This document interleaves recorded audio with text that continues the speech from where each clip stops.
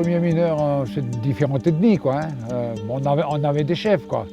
Les grands chefs, c'était M. Guinsol, M. Ankar et puis Jules Garnier qui dirigeait un peu, quoi. Hein. Voilà, Jules Garnier, on peut dire qu'il va fonder la SLN en 1880. Mais la main-d'œuvre d'ici, de Nouvelle-Calédonie, elle se comptait sur les doigts. Parce que, comme je dis souvent, moi, un Mélanésien, il avait un chef. Et lui, c'est lui qui commandait ses ouvriers. Il disait non, toi tu restes avec moi, tu as des enfants, on a les ignames à faire, toi on va faire les cases, etc. Ils étaient très occupés. Il y avait les pêcheurs, il y avait les chasseurs, il y avait tout ça. Voilà. Et puis je ne vais pas oublier de dire aussi le pourquoi. Les payes, elles étaient très faibles. On a sur le plateau de Thio, un homme, il avait 1 franc par jour. Vous voyez, voilà, ça me dit. Il faut penser à tout ça, quoi. Le gars, il va dire, je vais aller faire quoi, moi, pour 1 franc par jour sur la mine, hein. Voilà, je préfère aller planter des ignames, du manioc, même les vendre et tout ça.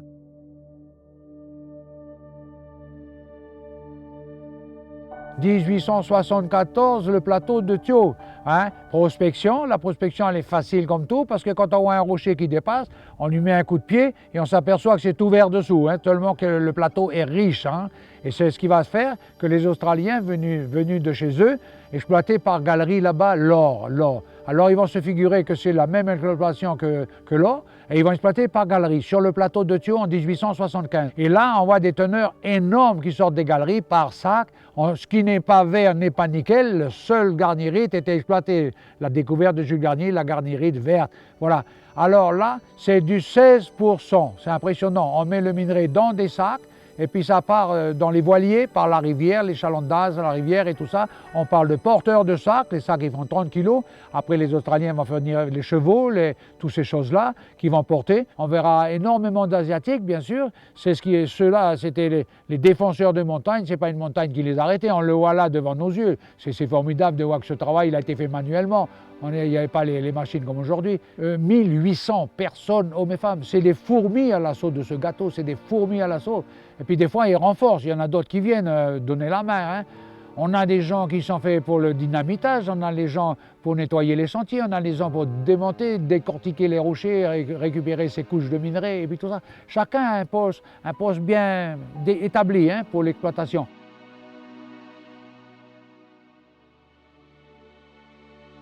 Et puis il y avait des forgerons, il ne faut pas oublier les forgerons qui vont réparer les outils, qui vont confectionner des outils. Tout se faisait par les forgerons. Il y avait la méthode des anciens, les Mélanésiens, quand ils faisaient des routes. Il y avait le feu, j'en profite pour en parler, il y avait le feu.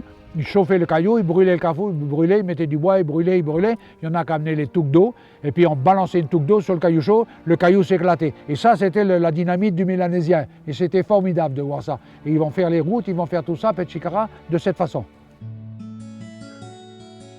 Le passe-ravine, c'est un câble tendu avec des crochets, et le sac est accroché, et puis le sac descend sur ce passe-ravine, un câble tendu, voilà, c'était ça. Le va-et-vient, ça sera suite à ça qu'on va faire une invention. Le passe-ravine, il va donner naissance au va-et-vient. Le va-et-vient, c'est une belle invention, magnifique. Moi, j'ai connu ces va-et-vient, les bennes, ils sifflaient. Hein. On avait les gens qui montaient dans les bennes des fois. C'était vraiment impossible de voir des choses comme ça, des pères de famille et leurs enfants. Et puis le ravitaillement monté par les va-et-vient aussi. Au début par les chevaux, on aura des chevaux après avec les Australiens. Le ravitaillement arrivé par va-et-vient.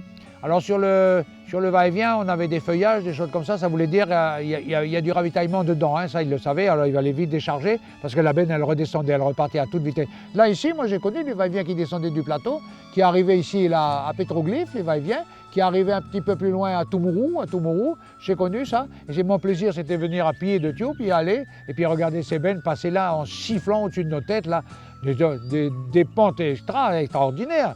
Et le va-et-vient, lui, va donner l'idée de faire le téléphérique. Hein. Voilà, ça s'enchaîne en montant là. Hein. Ce téléphérique va faire un tronçon, l'autre il va faire un autre tronçon. Voilà, c'était des mis bout à bout. C'est un peu comme le va-et-vient. Le va-et-vient aussi, ce va-et-vient va vider dans l'autre qui est au-dessous. Il est dessous, il va vider sa benne dans l'autre benne dessous. Il y a une trémie qui reçoit le... Ce va-et-vient, ça démarre. Et il va vider dans l'autre benne plus bas d'un autre téléphérique. On avait des longueurs énormes de ces va-et-vient, de ces téléphériques et tout ça. Regardez le Tamon, lui, hein, il y a plusieurs tronçons. Il faut reconnaître qu'on a 2 tronçons sur le Taman. Il y en a eu un qui a été monté sur le Ningala, et puis on a un autre immense qui monte jusqu'au camp des Sapins. Mais on voit qu'il y a des tronçons qui sont venus par la suite pour l'allonger, quoi, voilà. Il tourne encore aujourd'hui, puis il n'a pas l'intention de s'arrêter. Avec des modernisations, hein, on va moderniser pas mal de choses, quoi.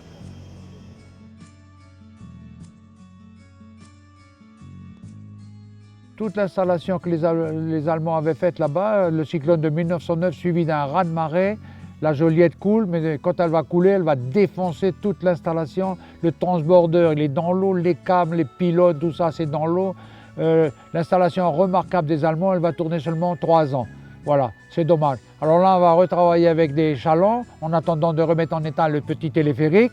Et sur la pile en mer là-bas, que les Allemands avaient faite, on va mettre une goulotte, hein, et les bennes étaient vidées main. Dans cette goulotte, les minéraliers venaient chercher ce minerai de jour. Quand on parle des premiers minéraliers, ce sont des 5000 tonnes, voilà, en attendant ceux qui vont marcher au fioul, hein, des bateaux plus gros. Mais on aura aussi beaucoup de bateaux à fréter, hein. La Célène va fréter beaucoup de bateaux. Et puis le canal de Panama étant percé, ça sera un raccourci, au lieu de faire un tour du monde comme les voiliers le faisaient. 90 jours de mer à 100 jours de mer, s'il arrivait. Parce qu'on a une centaine de naufrages chez nos voiliers quand même, hein, une centaine de naufrages. Hein. Mais les voiliers, ça a été rentable. Eux, ils transportaient du 10-12%, c'était très riche le minerai. C'était ça l'avantage quand même pour ce trajet, quoi, hein. Alors il fallait les nourrir, ils avaient des animaux à bord, on avait des moutons, on avait des porcs, des bœufs, hein, voilà. Et puis de la volaille, voilà. Il fallait leur ravitaillement à tuyau, et puis ils repartaient avec des animaux qu'ils tuaient sur le trajet, quoi, hein. La MFAO, elle fait partie d'un groupe, on aura quand même une bonne vingtaine de petits trains. Les ateliers étaient utilisés pour les chemins de fer, tout ce qui était locomotive, hein. C'est-à-dire c'était les chaudières, puis tous les petits trains étaient rivés. Et là, c'est le travail des forgerons, des chaudronniers et tout ça. Les usines de mission avaient du matériel Krafenstaden, c'est-à-dire du matériel allemand. 53, 55, il n'y a plus de petits trains, hein. On change la façon de travailler, quoi, avec d'autres choses qu'on va réinventer. Et plus comme le convoyeur et là-bas en mer, les convoyeurs en mer. Voilà. Là, un bateau aujourd'hui, un bateau de 30 000 tonnes, en 24 heures, il est chargé. Voilà, c'est formidable, quoi, hein.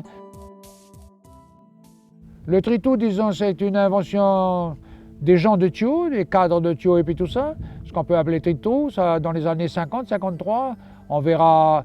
M. Chapuis avait constaté que quand les véhicules, les petites pelles à chenilles, les bulldozers, les camions, quand ils tournaient sur les banquettes de la mine, ils allaient broyer les petits cailloux et tout ça, et ça va déclencher beaucoup de poussière, surtout les engins à chenilles. Quand il a vu cette poussière, il va en récupérer un petit peu, et puis il va l'analyser, il va la faire analyser, il va voir que la poussière que les camions, les pelles et tout ça vont faire là, c'est la même teneur que ce qu'il y a là-bas dans le parement en face là-bas. C'est la même teneur. Il a dit, ça y est, ça va me donner une idée ça. Puisque les cailloux ont été décortiqués par les engins à chenilles, ils ont écrasé. Il va prendre un cylindre là-bas à l'usine de Thio-Misson, un cylindre de chaudière. Il va le munir de chaînes à l'intérieur. Il va faire des ouvertures sur les côtés. Il y aura un étrier pour le remorquer. Et à l'intérieur, il va mettre du tout venant, des cailloux, tout un tas de choses, dedans ce cylindre. Et puis ça démarre comme ça, il y en aura plusieurs, après dans toutes les mines et tout ça. Mais on peut dire que c'est Thio qui a inventé ce décortiqueur de rochers.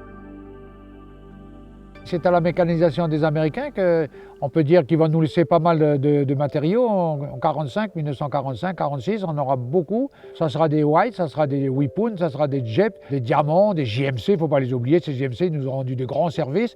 On a des grosses sondeuses aussi qui vont arriver. Et puis tout c'est mécanisé, hein. Là aujourd'hui, quand on monte sur le plateau du Thio, on voit des camions de 50 tonnes, on voit des camions de 100 tonnes. Vous voyez un peu, c'est qu'on évolue là, hein. Et puis on voit des chauffeurs là, à bord de ces camions. Il y a des dames, il y a des hommes, il y a un peu toutes les ethnies, et ça c'est remarquable.